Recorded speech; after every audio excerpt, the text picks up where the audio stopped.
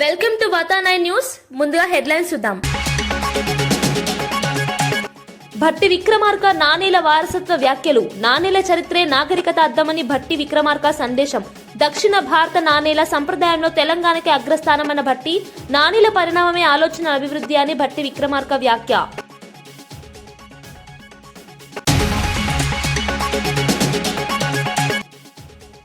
మలక్పేట్ గంజి సమస్యలపై కవిత focus. Sanitation lighting లోపాలపై కవిత serious. Koheda ఎదిగినా మలక్పేట్ గంజి నిలబడుతుందని కవిత ధీమా.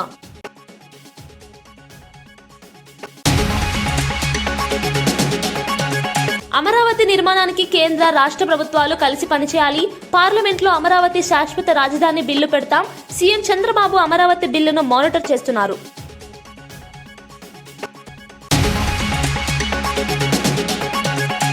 లోక్ భవన్ లో గవర్నర్ కార్యాలయం, అతిథి గృహం సిబ్బందికి క్వార్టర్ల నిర్మాణం. అమరావతి ప్రభుత్వ కాంప్లెక్స్ లో governor residence, assembly Durbar hall.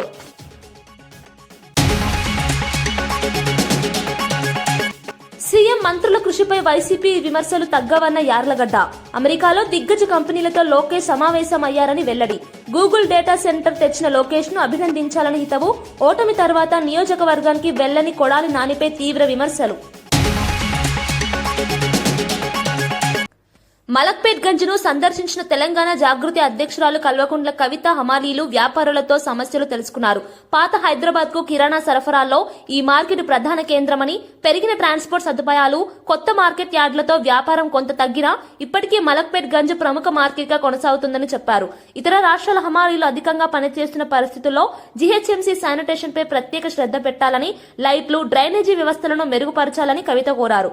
భవిష్యత్తులో కోహెడ మార్కెట్ అభివృద్ధి చెందిన మలక్పేట్ మార్కెట్ కొనసాగుతుందని, 42 ఎకరాల ఈ ప్రాంతంలో కనీస సౌకర్యాలపై ప్రభుత్వం దృష్టి పెట్టాల్సి ఉందని డిమాండ్ చేశారు. కనీసం ముందడుగు పడనటువంటి పరిస్థితి ఉన్నది. ఎక్కడ కూడా మేము హైదరాబాద్ మహానగరంలో జిహెచ్ఎంసీ ఏరియాలో పెండింగ్ ఉన్న ఏ బ్రిడ్జ్ దగ్గరికి పోయినా కూడా విపరీతంగా యాక్సిడెంట్లు అయ్యి జనాలు ప్రాణాలు కోల్పోతూ ఉన్నారు. కాబట్టి ఇట్లాంటి బ్రిడ్జిలు పెండింగ్ పెట్టకుండా తొందరగా చేసుకుంటే బాగుంటుంది. ఉప్పల్ బ్రిడ్జ్ దగ్గర అదే పరిస్థితి, నెలకు 5-6 యాక్సిడెంట్లు అవుతున్నాయి. మనం మేము మేడ్చల్కి పోయినాం, అక్కడ అదే పరిస్థితి. ఇవాళ ఇక్కడ సైదాబాద్ దగ్గర ఉన్నాం, ఇక్కడ ఇదే పరిస్థితి. అంటే ఇవి మంచి కార్యక్రమాలు, కానీ ఆలస్యం అవడంతో ప్రజలకు ఇబ్బంది, ఒక పక్క ప్రాణ నష్టం జరుగుతుంది. కాబట్టి ప్రభుత్వం ఫోకస్ పెట్టి తొందరగా ఈ బ్రిడ్జిల్ని పూర్తి చేయాలి, ట్రాఫిక్ సమస్య తీర్చాలని చెప్పి నేను డిమాండ్ చేస్తూ ఉన్నాను.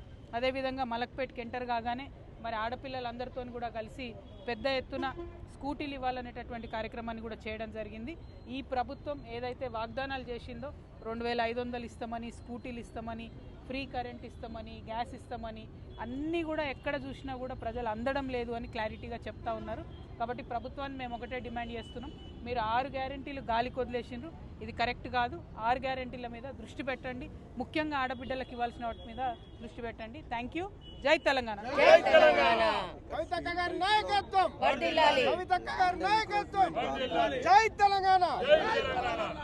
ల్యాండ్ సేకరించక ముందే పనులు స్టార్ట్ చేశారు.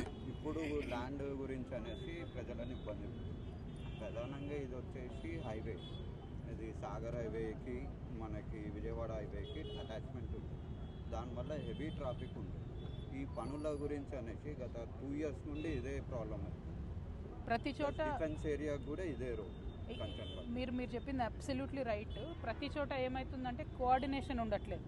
నేషనల్ హైవే వాళ్ళకి, జిహెచ్ఎంసీ వాళ్ళకి కోఆర్డినేషన్ కుదరడానికి చాలాసేపు అవుతుంది. కోఆర్డినేషన్ కుదిరిన తర్వాత ల్యాండ్ అక్విజిషన్ చేయడంలో లేట్ అవుతుంది, డిజైన్స్ మర్జ్ చేసుకోవడంలో లేట్ అవుతుంది. సో ఈ బ్రిడ్జ్ అయినా, నేను చెప్పినటువంటి ఇందాక ఏ బ్రిడ్జ్ అయినా కూడా అన్ని రకరకాల సమస్యలతో కూడి ఉన్నాయి. దానికోసం ఒక కంబైన్డ్ ఎఫర్ట్ పెట్టాలి. ఇక్కడ ఎంపీ గారు కూడా అసద్ భాయ్ ఉన్నారు, ఇక్కడ లోకల్ ఎమ్మెల్యే బలాల గారు ఉన్నారు. మరి వీళ్ళందరూ కలిసి కూర్చుంటే నేషనల్ హైవే వాళ్ళు, జిహెచ్ఎంసీ వాళ్ళు అందరూ కడప జిల్లా ముద్దనూరు ఎంపీపీ ఉప ఎన్నిక భారీ పోలీసు బందోబస్తు మధ్య ఎంపీడీఓ కార్యాలయంలో జరిగింది. మొత్తము 9 ఎంపీటీసీలలో 6 వైఎస్ఆర్సీపీ సభ్యులు మాత్రమే హాజరు కాగా 3 బీజేపీ సభ్యులు గైర్హాజరయ్యారు. కోరం పూర్తి కావడంతో వైఎస్ఆర్సీపీ సభ్యులతోనే ఎన్నిక జరిగి కొర్రపాడు ఎంపీటీసీ పుష్పలతను కొత్త మండలాధ్యక్షురాలుగా ఎన్నుకున్నారు. ఎన్నికల ప్రక్రియను ఆర్డీఓ సాయిశ్రీ పర్యవేక్షించగా డీఎఫ్ఓ వినీత్ కుమార్ పరిశీలకుడుగా వ్యవహరించారు. ఈ సందర్భంగా కడప ఎంపీ అవినాష్ రెడ్డి మాట్లాడుతూ వైఎస్ఆర్సీపీ ఎంపీటీసీ సభ్యులు చూపిన నిబద్ధత కార్యకర్తలకు స్ఫూర్తిదాయకమని అభినందించారు. ఎంపీటీసీలందరికీ, ఏసేబన్నకు, సరస్వతక్కకు, ఇంద్రమ్మక్కకు, కళావతక్కకు, రేణుకక్కకు, ప్రతి ఒక్కరికి కూడా పేరు పేరున ధన్యవాదాలు తెలియజేస్తా ఉన్నాను. నిజంగా 6 మంది ఎంపీటీసీల్లో 5 మంది మహిళలు ఎంత గట్టిగా నిలబడినారంటే, ఈ 5 మంది మహిళలు ప్లస్ యేసోబన్నావి 6 మంది కలిసి రాష్ట్ర వ్యాప్తంగా లక్షల మంది వైసీపీ కార్యకర్తల్లో ఒక స్ఫూర్తిని నింపినారు.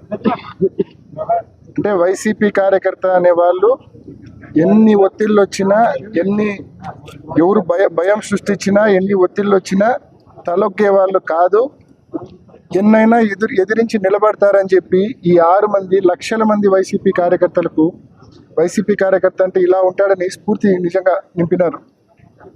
ఎన్ని బెదిరింపులు వచ్చినా, ఎన్ని ఒత్తిళ్ళు వచ్చినా ఏమాత్రం తలపకుండా ధీటుగా నిలబడినారు, గట్టిగా నిలబడినారు. వీళ్ళకు ధన్యవాదాలు అనేటి అంటే చిన్న మాట, అంత గట్టిగా నిలబడినారు.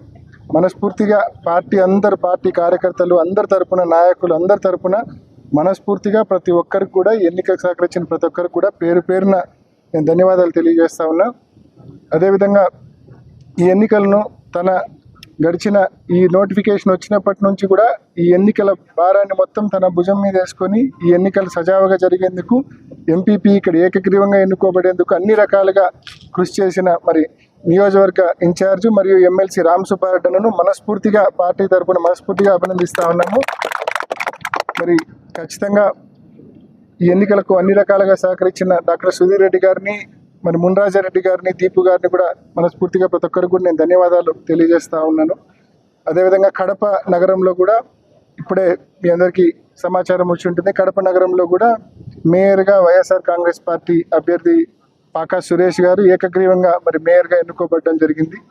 ఆ ఎన్నికకు సహకరించిన సురేష్ బాబు గారు కావచ్చు, అమ్జద్ బాషా గారు కావచ్చు, అదేవిధంగా మా కార్పొరేటర్లందరూ కూడా ఎమ్మెల్సీ జగన్ ఆశీస్సులు ఎంపీ అవినాష్ రెడ్డి, జిల్లా అధ్యక్షులు రవీంద్రనాథ్ రెడ్డి, మాజీ డిప్యూటీ సీఎం అమ్జద్ బాషా, మాజీ మేయర్ సురేష్ బాబుల సహకారంతో మేయర్గా ఎన్నికైనట్లు పాక సురేష్ తెలిపారు. తక్కువ కాలం ఉన్నప్పటికీ అభివృద్ధిపైనే ప్రధాన దృష్టి పెట్టి ప్రజల ఆకాంక్షలకు అనుగుణంగా పనిచేస్తానని చెప్పారు. మేయర్ పదవి రావడానికి సహకరించిన అధిష్టాన నాయకులకు రుణపడి ఉంటానని పాక సురేష్ అన్నారు. పట్టణ అభివృద్ధిలో స్పష్టమైన మార్పులు తీసుకురావడమే లక్ష్యమని చెప్పారు. వైఎస్ అవినాష్ రెడ్డి గారి సహకారంతో మన జిల్లా అధ్యక్షులైనటువంటి రవీంద్రనాథ్ రెడ్డి గారు, అలాగే రాజంపేట పార్లమెంట్ పరిశీలకులు సురేష్ బాబు గారు, మాజీ డిప్యూటీ సీఎం అమ్జద్ బాషా గారు, ఎమ్మెల్సీ రామచంద్రారెడ్డి గారు, అలాగే మాజీ టీటీడీ మెంబర్ అయినటువంటి మన మాసిం బాబు గారు, అలాగే నా తోటి కార్పొరేటర్లు డిప్యూటీ మేయర్ నిత్యానంద రెడ్డి గారు, ముంతాజ్ బేగం గారు, అందరి సహాయ సహకారాలతో ఈరోజు నేను మేయర్గా ఈ పీఠం మీద కూర్చోవడం జరిగింది. రాబో కాలంలో తప్పకుండా ఈ కడప ప్రజల యొక్క ఆకాంక్ష మేరకు ఉన్న ఈ 2-3 నెలల్లో కూడా తప్పకుండా పేద ప్రజల యొక్క అభ్యున్నతి కొరకు, అలాగే కడప కార్పొరేషన్ యొక్క అభివృద్ధికి పాటుపడతారని చెప్పేసి నాకు ఈ అవకాశం ఇచ్చిన వారందరికీ కూడా ముఖ్యంగా కృతజ్ఞతలు తెలుపుకుంటూ సెలవు తీసుకుంటున్నాను. అఖండ 2 సినిమా బృందం శ్రీశైలం భ్రమరాంబ మల్లికార్జున స్వామివారును దర్శించుకుంది. దర్శకుడు బోయపాటి శ్రీను, సంగీత దర్శకుడు తమన్ ఆలయ రాజగోపురం వద్ద అర్చకులు, దేవస్థాన అధికారుల స్వాగతం పొందారు. అనంతరం స్వామి అమ్మవార్లకు రుద్రాభిషేకం, కుంకుమార్చన వంటి ప్రత్యేక పూజల్లో పాల్గొన్నారు. దేవాలయ వాతావరణంలో సేవ చేయడం ఎంతో ఆనందంగా ఉందని బోయపాటి శ్రీను తెలిపారు. నేటి నుంచి ప్రారంభమైన ప్రీమియర్ షోతో అఖండ 2 ప్రేక్షకుల ముందుకు వస్తోందని, మంచి సినిమా రూపొందించామని, అందరూ ఆనందిస్తారని చెప్పారు. శ్రీశైలం దేవాలయ దర్శనం తమ బృందానికి శుభాభినందనలతో సమానమనిపించిందని పేర్కొన్నారు. ఒక మంచి సినిమా తీసి మీ ముందుకు తీసుకొచ్చాము. తప్పకుండా మీరు ఆ సినిమాని బాగా ఎంజాయ్ చేస్తారు. సినిమా చూడండి. అవన్నీ భగవదేచ్ఛ, దైవేచ్ఛ. మనం మంచి సినిమా తీస్తాము. రికార్డులు అవన్నీ ఏంటంటే దైవేచ్ఛ, మనకు సంబంధం లేని మ్యాటర్ అన్ని. గ్యారంటీ ఇది దైవేచ్ఛ. మనం మంచి సినిమా తీసాం, ప్రేక్షకుల ముందు తీసుకొచ్చాం, ఆదరిస్తారని ఆశిస్తున్నాను. Thank you brother. Numismatics జాతీయ సెమినార్ కు ముఖ్య అతిథిగా హాజరైన తెలంగాణ ఉప ముఖ్యమంత్రి బట్టి విక్రమార్క, నాణీల అధ్యయనం అంటే చరిత్ర, ఆలోచనల అభివృద్ధిని అధ్యయనం చేయడమేనని చెప్పారు. దక్షిణ భారతం నాణీల సంప్రదాయంలో అగ్రస్థానంలో నిలిచిందని, తెలంగాణ కూడా ఈ రంగంలో ముందంజలో ఉండాలని సూచించారు. వారసత్వాన్ని అర్థం చేసుకోవడం భవిష్యత్ తరాలకు అత్యవసరమని బట్టి అభిప్రాయపడ్డారు. రాష్ట్రంలో చారిత్రక పురావస్తు అధ్యయనాలను ప్రోత్సహించే దిశగా ప్రభుత్వం కృషి చేస్తోందని తెలిపారు. నాణీల పరంపర మన నాగరికతను అర్థం చేసుకోవడానికి సహాయపడుతుందని పేర్కొన్నారు. Very special academic event, and I congratulate the director Arjun Rao Garu and his entire team for their effort and commitment. This seminar is historic in its own right. In the 114-year journey of the Department of Heritage, previously the Department of Archaeology and Museums, this is the first time we are hosting a full-fledged national seminar dedicated entirely to coinage. For a department that has been seen empires rise, fall, and sometimes reappear in our textbooks, this is truly a shining milestone. And it is a moment of pride, not just for Telangana, but for both Telugu-speaking, both the states. Numismatics may appear to be the study of something small, but metal discs that fit into the palm of our hands. But anyone who has ever looked closely at a coin knows it holds an entire world. I sometimes think coins are the earliest form of compressed data.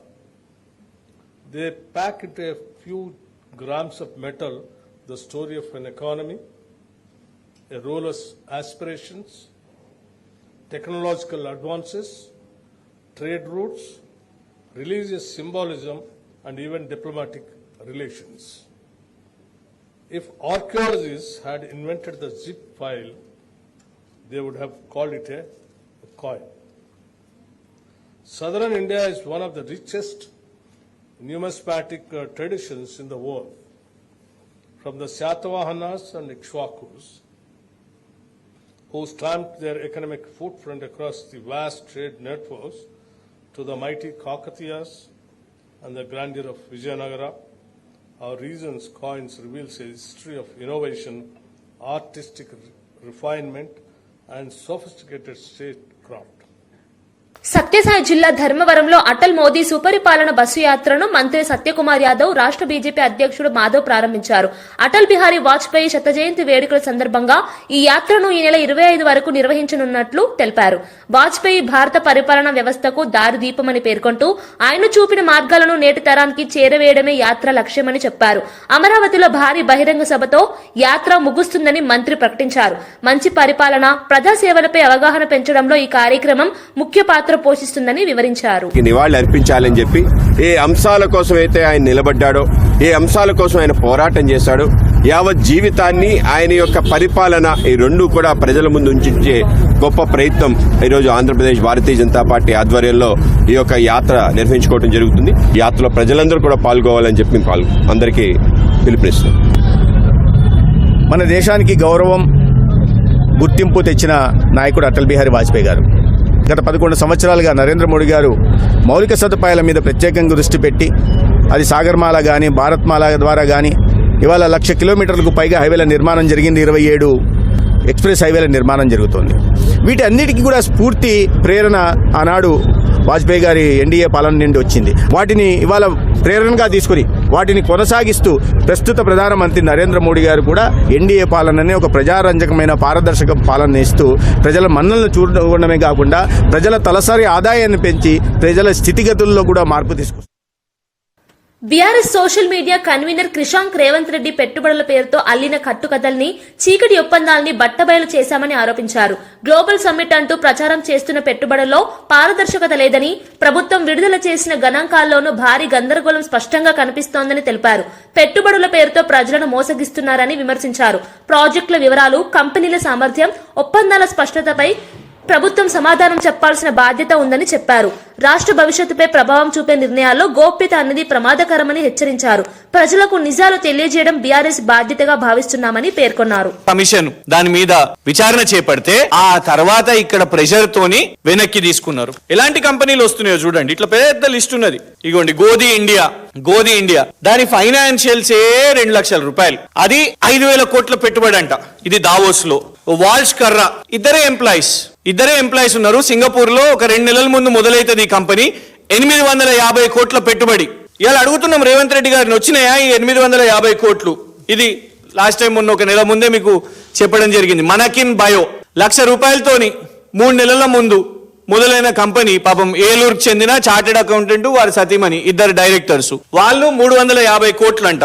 Ursa cluster 5,000 కోట్లు. ఎన్ని వచ్చినాయో, ఎన్ని 5,000 కోట్లలో ఒక 5 కోట్లన్నా పెట్టిర్రా చూపెట్టాలి. ఇక KLSR infra ఓ benami company, Revanth Reddy గారు benami company, ఒకవైపు CBI విచారణ, ఇవాళ హైకోర్టులు ఉన్నది దాని మీద మళ్ళీ ఇవాళ విచారణ ఇలా నడుస్తున్నది. ఇప్పుడు మనం మాట్లాడుతుంటే CBI విచారణ, దివాలా తీసిన కంపెనీ అని, దానికి యంగ్ ఇండియా కాంట్రాక్ట్లు, నువ్వు ఇవాళ చెప్తున్న యంగ్ ఇండియా ఇగో నీ బేనామీ కంపెనీకి ఇస్తున్నావు. రోడ్లు, ఇరిగేషన్ ప్రాజెక్టులు ఈ KLSR కి. శోధా కన్స్ట్రక్షన్స్ ఇది KTR గారు బయట పెట్టినరు, మీ సొంత బావమరిది కంపెనీకి. అమృత్ టెండర్లు, సింగరేణిలో బొగ్గు గన్లు, ఆ కంపెనీకి దాని 31 మార్చ్ 2022లో దాని యాన్యువల్స్ కేవలం 35,000 ఉంటే దాని మొత్తం దాని కెపాసిటీ 2 కోట్లు కంపెనీ కాకపోయినా కూడా ఇప్పటి వరకు 1,500 కోట్లు. ఇగోండి యంత్రా టెక్ కంట్రోల్స్, వీళ్ళది కూడా అదే కథ. వీళ్ళు లాస్ చెప్పుకున్నది, ఈ కంపెనీ లాస్ చెప్పుకున్నది 23-24 సంవత్సరంలో 2,34,590 రూపాయలు. ఆ లక్షల్లో ఆడే ప్లేయర్లు, కానీ 255 కోట్ల పెట్టుబడి అంట మూసీ కోసం. ఇది PPT పెట్టి మరి రేవంత్ రెడ్డి గారు దీని మీద ఈ మూసీ కోసం భజన చేసిర్రు. పాకిస్తాన్ లో 3,000 కోట్ల కుంభకోణం చేసి, జార్ఖండ్ లో కాంగ్రెస్ పొత్తుల ప్రభుత్వం కదా అక్కడ, వాళ్ళు అక్కడ CBI విచారణ కోరి ఎయిర్పోర్ట్ అథారిటీ ఆఫ్ ఇండియా వాళ్ళు బ్లాక్ లిస్ట్ చేసి ఆ కంపెనీ కోసం మూసీ, మెయిన్ హార్ట్ కంపెనీ. ఇక Raghava constructions, Kodangal lift irrigation వారికి ED వాళ్ళు వచ్చి విచారణ చేస్తారు. ఇవాళ వరకు కూడా తెలియదు ఎంత డబ్బులు దొరికినాయని. మొన్న రీసెంట్ గా గచ్చిబౌలి PS లో land grabbing case FIR, Raghava constructions మీద FIR చేసినందుకు పాపం గచ్చిబౌలి CI హబీబుల్లా ఖాన్ గారికి, award winning inspector Habibullah Khan గారిని తీసేసి పోస్టింగ్ కూడా ఇయ్యరు, వేకెన్సీలో పెడతారు. మీ కంపెనీల కథ ఇంత పెద్దగా ఉంది. ఇగోండి డ్యూ వెంచర్స్, మీ సొంత డిఫాక్టో షాడో MLA పాలకుర్తి వారి కంపెనీ, వారి మీద ED విచారణ చేపట్టింది. హైకోర్టు ఆదేశించింది ED విచారణకు. వీళ్ళు 75 కోట్ల భూములు కబ్జా చేసుకున్నారు. ఇవంతా కూడా ఫారిన్ ఎక్స్చేంజ్ మేనేజ్మెంట్ యాక్ట్ కింద, ఫెమా కింద మీరు విచారణ చేపట్టండి అని. వాళ్ళు 100 కోట్ల పెట్టుబడి అంట ED కేసులు ఉన్నోళ్ళ మీద. మ్యాక్స్ బియన్ ఫార్మా, వీళ్ళ కోసం అయితే మీరు ఫార్మా భూములు కావాలని మీరు మీ అల్లుని కంపెనీ కోసం లగచర్ల రైతుల మీద దాడులు చేసిర్రు. గిరిజన కమిషన్ వచ్చింది, మహిళల కమిషన్ వచ్చింది. ఇవన్నీ మీ పాత ట్రాక్ రికార్డ్. ఇవే ఏమైనా ఈ పెట్టుబడులు, ఈ Davos, America, Korea, Japan, Singapore ఇవేమైనా అంటే ఇక లేటెస్ట్ ఇప్పుడు ఈ గ్లోబల్ సమ్మిట్ నుంచి ఇగోండి అతిరథ్ హోల్డింగ్స్ అనే కంపెనీ మొన్న పెట్టుబడి ప్రకటించారు. ఈ కంపెనీ విచిత్రం ఏంటంటే, ఈ కంపెనీ మొదలైంది 30 జూలై 2025న 10 లక్షల రూపాయలతో. మేము మొన్న అడిగినాం, 1,00,000 రూపాయల కంపెనీతో నువ్వు 500 కోట్లు ఎట్లా పెడతావు కదా అని అనేసరికి దాన్ని కొంచెం పెంచిరు, 10 లక్షలు చేసిరు. ఈ కంపెనీ 10 లక్షలు, కానీ పెట్టుబడి 4,500 కోట్లు అంట. ఈ 4 నెలల్లో 4,500 కోట్లు ఎట్లొస్తాయి అబ్బా? అయితే ఈ కంపెనీకి చెందిన యజమాని గారు ఇగోండి ఉత్తమ్ కుమార్ రెడ్డి గారితో. పాపం ఉత్తమ్ కుమార్ రెడ్డి గారు కూడా తెలుసో లేదో రేవంత్ రెడ్డి గారు ప్రకటించారు కాబట్టి నిజంగానే 4,500 కోట్ల పెట్టుబడి పెట్టేట ఆయనే ఇట్లుంటది ఆ వ్యవస్థ. మంత్రి గారికి ఇట్లా కూర్చొని ఆయన ఇట్లా నిలబడి 4,500 కోట్లు పెట్టే పెట్టుబడిదారుని. విజయవాడ భవానీపురం ఫ్లాట్స్ ను అర్ధరాత్రి దౌర్జన్యంగా కూల్చివేశారని మాజీ మంత్రి వెల్లంపల్లి శ్రీనివాస్ తీవ్ర ఆవేదన వ్యక్తం చేశారు. సుప్రీంకోర్టు ఇచ్చిన స్టే ఆర్డర్ ను పట్టించుకోకుండా ప్రభుత్వం క్రూరంగా వ్యవహరించిందని విమర్శించారు. బ్యాంకు లోన్లు తీసుకుని రిజిస్ట్రేషన్ పూర్తయిన ఇళ్లను అడ్డగోలుగా నేలమట్టం చేయడం ప్రజాస్వామ్యాన్ని అవమానించడమని అన్నారు. చిన్నపిల్లలు, వృద్ధులు రాత్రివేళ చెట్ల కింద నిలబడిన దారుణ దృశ్యాలను ప్రభుత్వం గమనించలేదని ప్రశ్నించారు. బాధితులకు వైఎస్ జగన్ అండగా ఉంటారని, న్యాయం కోసం పార్టీ తగిన న్యాయ సహాయం అందిస్తుందని పేర్కొన్నారు. దానికి ఆయన చెప్తూ, సుబ్బారెడ్డి గారి చెప్పారు నాకు అప్పన్న గారికి ఆర్థిక సాయం చేయమని, ఆయన పరిస్థితి బాగలేదని చెయ్యడం తప్ప అనేక మందికి చేస్తా ఉంటాను, అందులో భాగంగా నేను కూడా ఆ అప్పన్నకి ఇతనికి కూడా నేను చేశాను, వాళ్ళు చెప్పిన దాని కోసం చేశాను. సుబ్బారెడ్డి గారు చెప్తే నా అప్పన్న గారికి చేశాను అనేటువంటిది మాటలు మాట్లాడుతూ జగన్మోహన్ రెడ్డి గారు చెప్పిన అబద్దాలు అనేటువంటి రీతిలో మాట్లాడారు. ఒకే ఒకటి ఈ రోజు అడుగుతా ఉన్నాం, నిజమే ధర్మమే అనుకుందాం, దానమే అనుకుందాం, ఎవరైనా కూడా ధర్మమో దానమో అంటే లేదా ఆర్థిక సాయమో అనుకుంటే ఏదో ఒకసారి 50,000, 1,00,000, 10,000, 5,000 శక్తి కొద్దీ వాళ్ళ అవసరం కొద్దీ ఏదో ఇచ్చేస్తారు. సరే ఈయన కూడా ఇచ్చినాడు అనుకుందాం ఆయన చెప్పినట్టు ప్రకారము. కానీ ఎవరైనా కూడాను ఒకే అమౌంట్ లో ఒకే తేదీ సంవత్సరాలుగా ప్రతి నెల అకౌంట్ లో వేస్తే ఏమంటారండి? దానం అంటారా? ధర్మం అంటారా? ఆర్థిక సాయం అంటారా? లేదా ఉద్యోగికి ఇచ్చినటువంటి జీతం అనుకుంటారా? ఖచ్చితంగా ఈ రోజు ఆ స్టేట్మెంట్లు కానీ, అప్పన్న గారి స్టేట్మెంట్లు కానీ, లేదా VPR మైనింగ్ స్టేట్మెంట్లు కానీ ఒక్కసారి పరిశీలిస్తే మనకు అందుబాటులో ఉండేటిగా చెప్తున్నాం. 2023 మార్చి 1వ తారీఖు నుంచి ప్రతి నెల 1వ తారీఖున క్రమం తప్పకుండా టంచనుగా ఎన్ఈఎఫ్టి ద్వారా 25,000 రూపాయలు ఎవ్రీ మంత్ క్రెడిట్ అవుతా ఉంది. తెలుగుదేశం పార్టీలో చేరారు, ఎంపీ అభ్యర్థిగా ఆయన ప్రకటించుకున్నారు, వారి సతీమణి కూడాను కోవూరు టికెట్ ఇచ్చారు. అప్పుడు మానేయాలి కదా వైఎస్ఆర్ కాంగ్రెస్ పార్టీ చెప్పిన వాళ్ళకి. అప్పన్న అనే వ్యక్తి సుబ్బారెడ్డి పిఏ కాదని వేమిరెడ్డి పిఏనే అని వైఎస్ జగన్ వెల్లడించారని వైఎస్ఆర్సీపీ అధికార ప్రతినిధి పుత్తా శివశంకర్ తెలిపారు. ప్రతి నెల అతని ఖాతాలో జీతం జమ అవుతున్న ఆధారాలు దీనికి నిదర్శనమని పేర్కొన్నారు. టీడీపీకి వెళ్లిన తర్వాత కూడా 2025 మార్చి వరకు అప్పన్న జీతం కొనసాగించడం ఏ ఉద్దేశంతోనని ప్రశ్నించారు. వేమిరెడ్డి చెప్పిన కథనాలు అబద్దాలతో నిండిపోయాయని, ప్రజలను తప్పుదారి పట్టించే ప్రయత్నం చేస్తున్నారని ఆరోపించారు. నిజాలు బయటపడడంతో టీడీపీ నాయకులు గందరగోళానికి గురవుతున్నారని అన్నారు.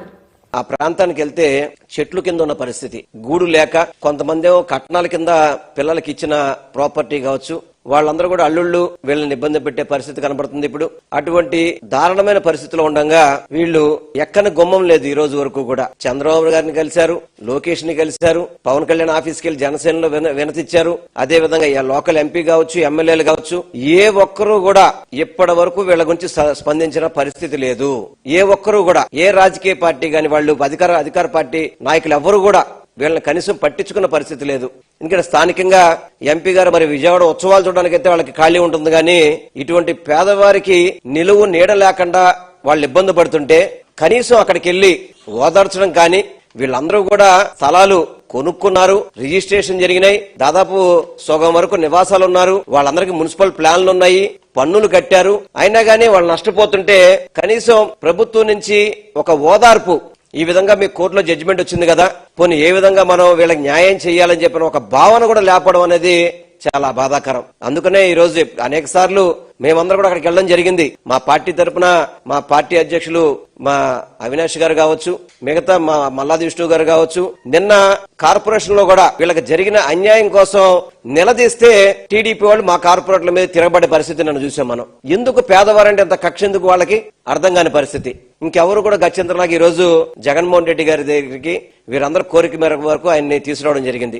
చాలా బాధపడ్డారు జగన్మోహన్ రెడ్డి గారు. కనీసం ఈ కూటమి ప్రభుత్వం వచ్చాక ఇల్లు కట్టించే పరిస్థితి లేదు, ఉన్న ఇళ్లను కూల్చేస్తాం అనేది చాలా బాధాకరం అని చెప్పి ఆయన వారు ఆవేదన వ్యక్తం చేయడం. తప్పకుండా వారికి కావలసిన న్యాయం సపోర్ట్ అడిగారు వాళ్ళు.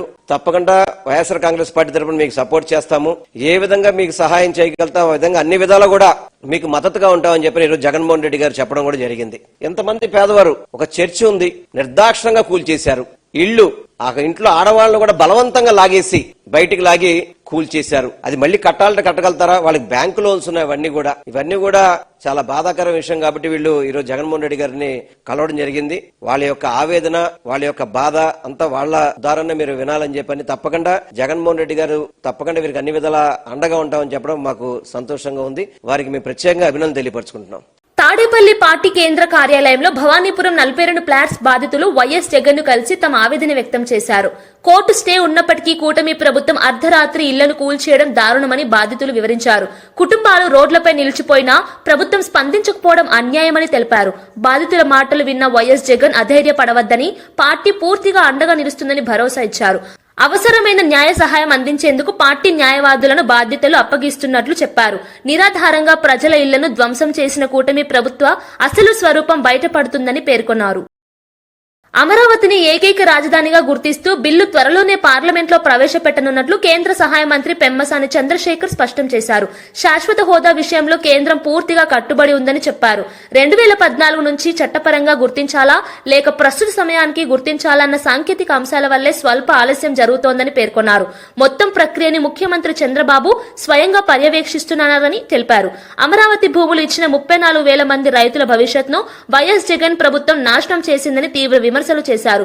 అమరావతిపై జగన్ చేసే వ్యాఖ్యలు విషం కక్కే వాటితో సమానమని దుయ్యబట్టారు. వారి మంది మార్బల ఎంత మంది వచ్చినా కూడా ఈ అమరావతి బిల్లుని ఒక నెల అటు అయితే అవ్వచ్చు, కానీ ఎట్టి పరిస్థితుల్లో దానికి గెజెట్ నోటిఫికేషన్ తీసుకొచ్చే విధంగా ఇక్కడ ఉన్నటువంటి నాయకులు కానీ గౌరవ ముఖ్యమంత్రి గారు అందరూ కృషి చేస్తారు. అది ఒకటి. రెండో ఇష్యూ తీసుకుంటే ఈ రోజున అమరావతిలో మీరు చూడండి డెవలప్మెంట్ ఏ విధంగా జరుగుతుందనేది. దాదాపు కొన్ని వేల మంది వర్కర్స్, కాంట్రాక్టర్స్ ఈ రోజున డే అండ్ నైట్ వర్క్ చేసి అమరావతిని నిర్మిస్తూ ఉన్నారు. నేను అందరికీ గుంటూరు ప్రాంత ప్రజలకు కానీ ఆంధ్ర రాష్ట్ర ప్రజలకు చెప్పేది ఏంటంటే, ఏదైనా ఒకటి ఇన్స్టిట్యూషన్ తీసుకురావాలన్నా, నిర్మించాలన్నా ఎంతో ఎన్నో కఠోరమైన శ్రమ చేస్తే, ఎంతోమంది వ్యక్తులు కలిస్తే కానీ ఇది అవ్వదు. ఉదాహరణకి మా పార్లమెంట్లో ఉండే ఈఎస్ఐ హాస్పిటల్ తీసుకురావడానికే మా స్టాఫ్ ఇప్పటికీ 30 సార్లు డిపార్ట్మెంట్ల దగ్గరికి వెళ్ళటం కానీ కోఆర్డినేషన్ కానీ చేసుకున్నారు. నేను 5 సార్లు మినిస్టర్ల దగ్గరికి వెళ్లాల్సి వచ్చింది. ఈ విధంగా ఒక చిన్న హాస్పిటల్కి అంత వర్క్ ఉంటే, ఒక మహానగరాన్ని నిర్మించాలంటే, ఈ సంస్థలన్నీ తీసుకురావాలంటే స్టేటు సెంట్రల్లో ఎంత కోఆర్డినేషన్ అవసరమో, ఎంతమంది వర్క్ చేయాలో దయచేసి అర్థం చేసుకోండి. ఇవన్నిటినీ చెయ్యటం చేతగాకే జగన్మోహన్ రెడ్డి గారు కేవలం బటన్ నొక్కుతా 5 సంవత్సరాల కాలాన్ని గడిపేశారు. అంటే ఆంధ్రప్రదేశ్లో అమాయకులు బటన్ నొక్కి కొన్ని పథకాలు ఇస్తే ఓట్లేస్తారు, డెవలప్మెంట్ ఎవరికి అవసరం లేదు అనే ఉద్దేశంతో ఆయన ఒక డెవలప్మెంట్ ప్రాజెక్ట్ చేస్తే అసలు డెవలప్మెంట్ అనేది ఎంత కష్టమో వారికి అర్థమవుతుంది. కాబట్టి మరొక్కసారి ఆంధ్రప్రదేశ్ ప్రజలు ఇది గుర్తుపెట్టుకోవాలి. జగన్మోహన్ రెడ్డి గారు కానీ వారి మనుషులు కానీ అమరావతిపై నిరంతరం వరల్డ్ బ్యాంకుకు లెటర్ రాస్తారు డబ్బులు ఇవ్వద్దని, బిల్లు ఆపమని ఈ విధంగా ఇక్కడ ప్రెషర్ చేస్తారు. ఇవన్నీ చేస్తూ ఉన్నారు. మీరు దయచేసి అర్థం చేసుకోండి. ఇలాంటి వ్యక్తికి మీరు శాశ్వత రాజకీయ సమాధి చేయకపోతే ఆంధ్ర రాష్ట్ర ప్రజల భవిష్యత్తు అగమ్యగోచరంగా ఉంటుందని మీ అందరికీ మరొకసారి తెలియజేసుకుంటూ, మీకోసం నిరంతరం ఎంత కష్టపడాలో అంత కష్టపడి అమరావతిని ముందుకు తీసుకువెళ్తామని మీ అందరికీ తెలియజేసుకుంటా ఉన్నాను. Thank you. సచివాలయంలో జరిగిన ఏపీ మంత్రివర్గ సమావేశంలో మొత్తం 44 అజెండా అంశాలకు కేబినెట్ ఆమోదం తెలిపింది. పురపాలక, పట్టణాభివృద్ధి శాఖలో సమగ్ర నీటి నిర్వహణ కోసం 9,500 కోట్లతో 506 ప్రాజెక్టులకు అనుమతిని మంజూరు చేసింది. అమరావతిలో Lok Bhavan, assembly Durbar hall, governor కార్యాలయం, గెస్ట్ హౌస్లు, స్టాఫ్ క్వార్టర్ల నిర్మాణానికి కూడా ఆమోదం లభించింది. సీడ్ యాక్సిస్ రహదారిని జాతీయ రహదారికి అనుసంధానించే పనుల కోసం 532 కోట్లు కేటాయించేందుకు టెండర్లు పిలిచేందుకు అనుమతి ఇచ్చింది. అదనంగా పాలేరు నదిపై చెక్ డ్యాంలు, ప్రిజన్స్ అండ్ కరెక్షనల్ సర్వీసెస్ బిల్లుపై చర్చించి అనుమతులు మంజూరు చేసింది. రాష్ట్ర పెట్టుబడుల ప్రోత్సాహక మండలి ఆమోదించిన 20,444 కోట్ల పెట్టుబడులకు కూడా కేబినెట్ ఆమోదం తెలిపింది. మెయింటెనెన్స్ ఆపరేషనల్ ఎక్స్పెండిచర్ కింద యుఎల్బీస్ 1563.42 కోట్లని ఈ నిధులు ఏర్పాటు చేయడం జరుగుతుందని చెప్పేసి మనం చేస్తాను. అమరావతి ఏపీలోని అమరావతి ప్రభుత్వ కాంప్లెక్స్ ప్రాంతంలో governor residence, assembly Durbar hall, governor office, guest house, 2 guest హౌస్లతో పాటు సిబ్బంది క్వార్టర్లతో కూడిన లోక్ భవన్ నిర్మాణానికి, ఇప్పుడు ఇంతకుముందు రాజ్భవన్ అనేవాళ్ళం, ఇప్పటి నుంచి అది లోక్ భవన్.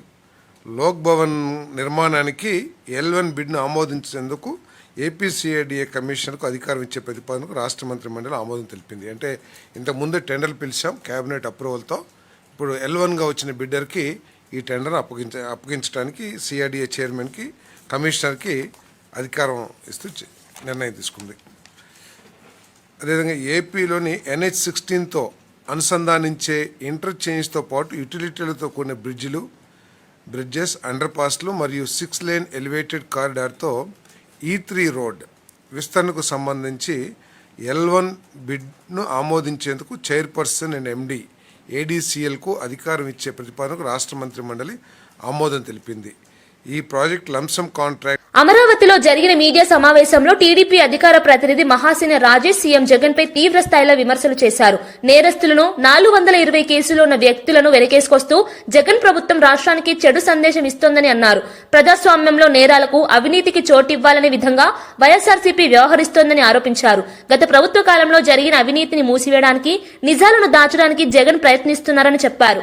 ప్రజలు కోరింది సుశాసనం కానీ జగన్ అందిస్తున్నది నేరస్తులకు రక్షణ మాత్రమేనని రాజేష్ విమర్శించారు. రాష్ట్రాన్ని దిశాహీనంగా నడిపిస్తూ అభివృద్ధి పేరుతో ప్రజలను మోసం చేస్తున్నారని ఆరోపిస్తూ టీడీపీ ప్రజల కోసం పోరాటాన్ని మరింత ముమ్మరం చేస్తుందని తెలిపారు. పనిచేసింది అని డైరెక్ట్గా ప్రెస్ మీట్లో చెప్పాడు.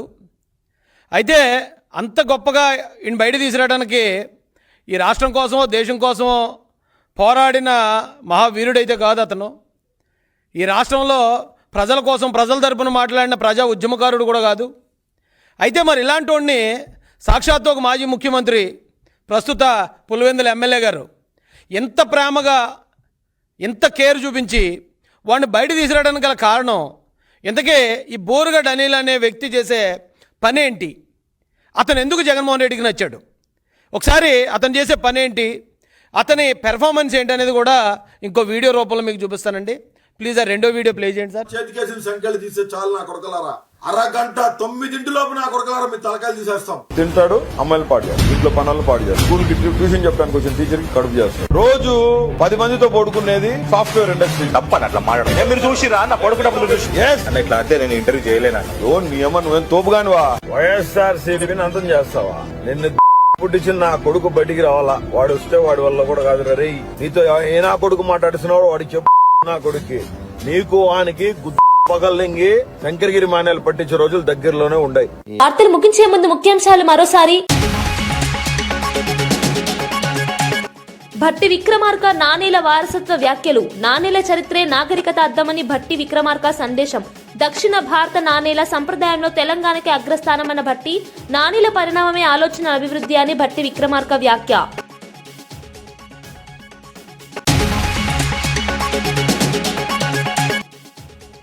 మలక్పేట్ గంజి సమస్యలపై కవిత ఫోకస్. శానిటేషన్, లైటింగ్ లోపాలపై కవిత సీరియస్. కోహెడ ఎదిగినా మలక్పేట్ గంజి నిలబడుతుందని కవిత ధీమా.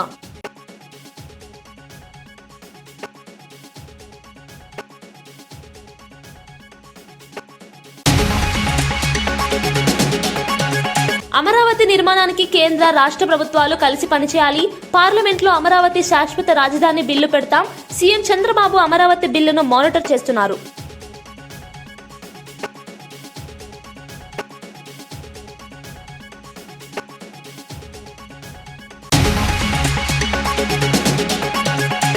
లోక్ భవన్ లో గవర్నర్ కార్యాలయం, అతిథి గృహం సిబ్బందికి క్వార్టర్ల నిర్మాణం. అమరావతి ప్రభుత్వ కాంప్లెక్స్ లో governor residence, assembly Durbar hall.